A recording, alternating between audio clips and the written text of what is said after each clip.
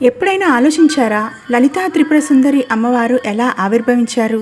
ఈ అద్భుతమైన కథ బ్రహ్మాండపురంలోని లలితోపాఖ్యానంలో వివరించబడింది. ఆ కాలంలో దేవతలకు ఒక ముఖ్యమైన పని కోసం శివుని తపస్సును భంగం చేయమని మన్మధుడును పంపించారు. కానీ శివుని కోపానికి గురైన మన్మధుడు భస్మమయ్యాడు.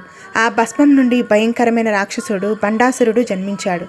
అతను ఘోర తపస్సు చేసి పరమేశ్వరుడి నుండి గొప్ప వరం పొందాడు.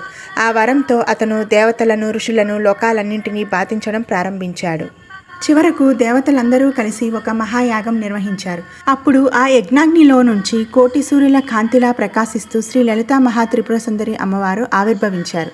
అమ్మవారి చేతుల్లో పాసం, అంకుశం, చెరుకుగడ, విల్లు, పుష్పబాణాలు ధరించిన అపూర్వ సౌందర్యంతో దర్శనమిచ్చారు.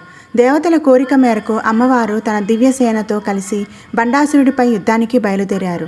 ఆమె సంకల్పంతో మంత్రిని, దండనాథ వంటి అనేక దివ్యశక్తులు అవతరించాయి. ఆ మహాయుద్ధం అనేక రోజుల పాటు కొనసాగింది. నవరాత్రులు 5వ రోజు అయిన లలితా పంచమి రోజు అమ్మవారు శక్తి అత్యంత ప్రబలిందని శాస్త్రాలు చెబుతాయి. ఆ రోజున దేవతలు ప్రత్యేకంగా అమ్మవారిని ఆరాధించి ఆమె ఆశీర్వాదం పొందారు. చివరకు అమ్మవారు మహాకామేశ్వర అస్త్రం ప్రయోగించి బండాసురుడిని మరియు అతని నగరం శూన్యకపురాన్ని దహనం చేశారు. అలా దేవతలకు, లోకాలకు మళ్ళీ శాంతి కలిగింది. బండాసురుడిని సంహరించిన తర్వాత అమ్మవారు భస్మమైన మన్మధుడిని తిరిగి ప్రాణం ప్రసాదించారు. అందుకే ఆమెను కామేశ్వరి అని కూడా పిలుస్తారు.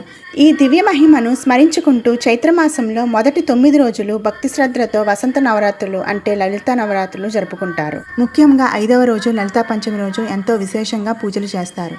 ఈ నవరాత్రుల్లో భక్తులు లలితా సహస్రనామ పారాయణం, లలితా త్రిశతి, శ్రీచక్ర పూజలు చేసే అమ్మవారికి ప్రత్యేకంగా అలంకారం చేస్తారు. బయటి శత్రువులపై విజయం కోసం శరన్నవరాత్రులైతే మనలోని అజ్ఞానాన్ని తొలగించి ఆత్మజ్ఞానాన్ని ప్రసాదించేవి ఈ వసంత నవరాత్రులు. అనంత కరుణామయి, భక్తులను కాపాడే పరాశక్తి శ్రీ లలితా త్రిపుర సుందరి అమ్మవారు.